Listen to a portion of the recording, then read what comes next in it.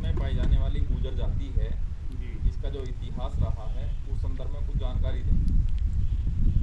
देखो, ये बहुत त्यागी और तपस्वी जाति है। ये बहुत दयालु जाति है।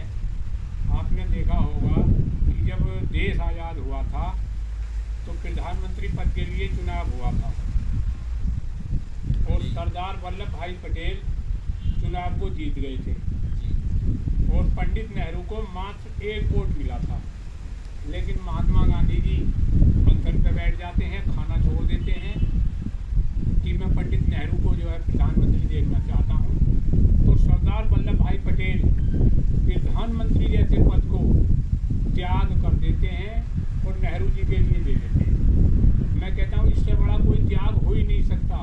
आज हम देखते हैं गांवों में प्रधान की कुर्सी के लिए भी लोग जो है, प्रधान पद के लिए भी लोग कितना विवाद करते हैं, एक दूसरे को मारने के, हत्या करने के लिए उतारू हो जाते हैं। जी तो ये जाति जो है त्यागी, तपस्वी और वीरता से भरी हुई रही है सब पहले से ही। अच्छा, एक और दूसरा जो पक्ष है इसका, इसके अतिरिक्त कोई और? इसके अतिरिक्त आप ये देख लो, ये तो आप वर्तमान में ही देख रहे हैं, राजस्थान में सचिन पायलट जी के नेतृत्व में कांग्रेस जीत के आई जी और पूर्ण बहुमत की कांग्रेस की सरकार बनी। गहलोत को मुख्यमंत्री बनाने का पूरा श्रेय सचिन पायलट का था।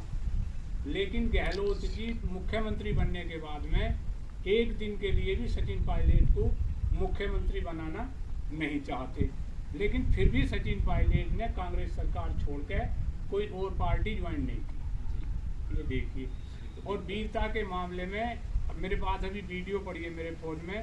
स्वामी रामदेव जी ने कहा था कि अगर गुर्जर जाति के गांवों को भारतीय सीमाओं पर बसा दिया जाए तो ये देश सुरक्षित हो जाएगा। ये बहादुर कौम है। और खुद प्रधानमंत्री नरेंद्र मोदी जी ने कहा था कि गुर्जर वीरता का प्रतीक, गुर्जर साहस का प्रतीक, गुर्जर शौर्य का प्रतीक। तो मैं ये कहना चाहता हूँ कि जब गुर्जर इतना बहादुर और इतनी अच्छी जाति है तो इसका फौज में आप जो है रेजिमेंट क्यों नहीं बनाते? भाई अन्य जातियों की तरह गुर्जर का भी तो रेजिमेंट होना चाहिए। अगर तुम निर्णय लेने में सक्षम हो, पूर्ण बहुमत की आपकी सरकार चल रही है, तो एक रेजिमेंट की भी हमारी मांग स्वीकार करो। इनका एक रेजिमेंट होना चाहिए। अगर आप नहीं बना सकते तो फिर किसी भी जाति का रेजिमेंट नहीं होना चाहिए। बिल्कुल सही। या फिर आप जो है कहीं ना कहीं इन जाति को जो गुमराह करने का काम कर रहे हो और इस जाति को पहले से ही लोगों के द्वारा गुमराह किया गया है। ये भली जाति है, ये औरों की बात मान लेती है।